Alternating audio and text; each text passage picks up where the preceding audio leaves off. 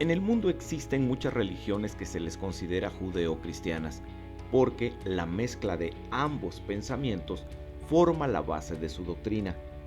De estas religiones, la que tiene mayor presencia en el mundo sin lugar a dudas es la Iglesia católica, apostólica y romana, el catolicismo. Los profesantes de esta religión afirman que ellos son la línea directa de las enseñanzas de Cristo y aseguran que su líder, llamado Papa, sigue la tradición de estar al frente de esta iglesia como en su momento lo estuvo el apóstol Pedro, a quien consideran el primer papa. Ante la reforma encabezada por Martín Lutero en el siglo XVI, que, afirman ellos, originó a la iglesia cristiana evangélica, miran ellos al cristianismo evangélico como una secta, como algo que se derivó del catolicismo. Pero, ¿esto es realmente cierto? El libro de Hechos de los Apóstoles relata los primeros 30 años del cristianismo aproximadamente. En tal libro, nunca Pedro es reconocido como líder de la iglesia. En sus cartas escritas por él mismo, afirmó que Cristo es el fundamento de la iglesia. Además, en el libro de Hechos no vemos a ningún pastor u obispo por encima de los demás pastores. Y, por cierto, todo el liderazgo de la iglesia siempre en este libro de la Biblia se observa como plural, lo que implica que en las iglesias siempre había por lo menos dos líderes ejerciendo la misma función, no solamente uno. Así que lo que actualmente la Iglesia Católica cree y practica con respecto a su liderazgo no tiene conexión alguna con lo que enseña la Biblia.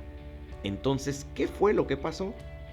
Después de que el libro de Hechos fuera escrito, el cristianismo fue perseguido brutalmente, gozando de esporádicos tiempos de paz, hasta que llega la aparición del emperador romano Constantino, quien declara al cristianismo la religión oficial del Imperio Romano, que aún todavía para esas fechas sobrevivía.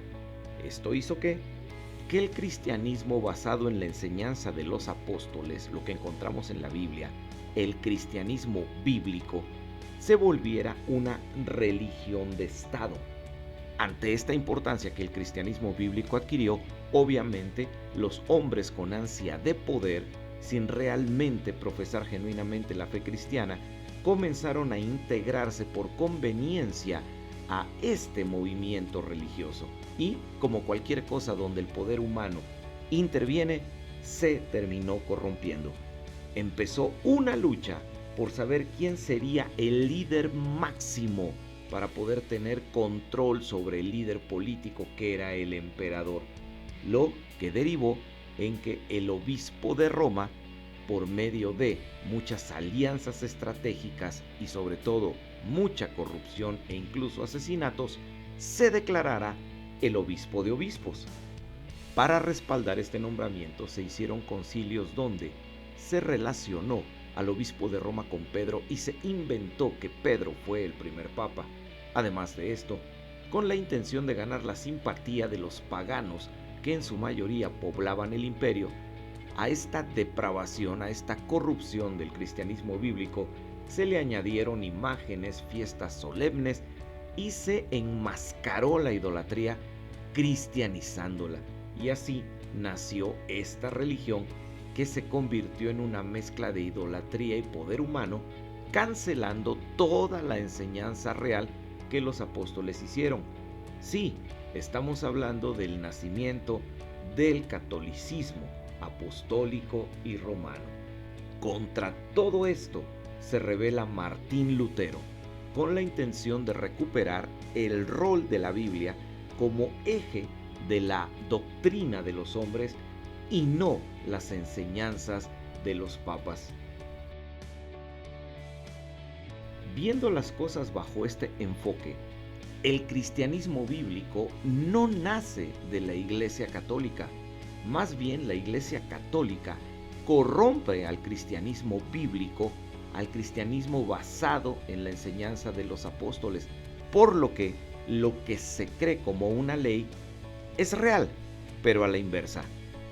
No es el cristianismo bíblico una secta del catolicismo, es el catolicismo una secta del cristianismo apostólico.